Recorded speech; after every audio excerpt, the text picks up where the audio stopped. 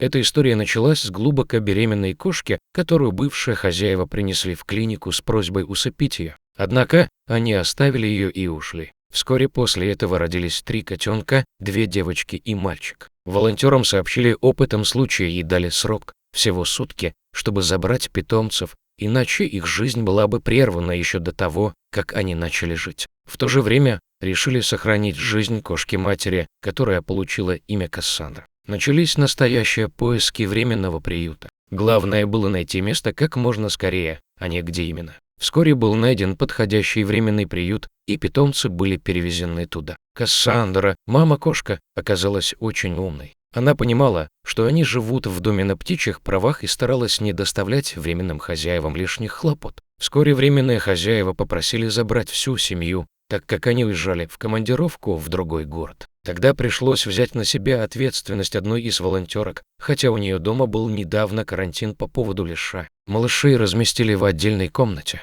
Постепенно, когда котята подросли и научились самостоятельно есть и ходить в лоток, котятам стали подыскивать новые дома. Первой нашла себе новую семью девочка с недовольной мордочкой. Немного позже мальчик тоже нашел свой новый дом. Остались только Кнопочка и мама-кошка. Кошечку Кассандру стерилизовали и начали искать для нее новую семью. Но прошло довольно много времени, около 8 месяцев, и кандидатов было не так много. Более того, те, кто проявлял интерес, не устраивали куратора, то недостаток выгула, то проблемы с ребенком, то еще что-то. Однако в один прекрасный день на улице Кассандры случился настоящий праздник. Ей удалось найти новую семью, готовую принять ее в свой дом. Она переехала туда и стала частью этой замечательной семьи. Осталась только одна кошечка по имени Кнопочка, и за этот период семья волонтера сильно привязалась к ней. Они приняли решение оставить ее у себя, чтобы она стала 5-й хвостатой членом семьи. Таким образом, вся семья питомцев, включая маму-кошку, обрели свои новые любящие дома.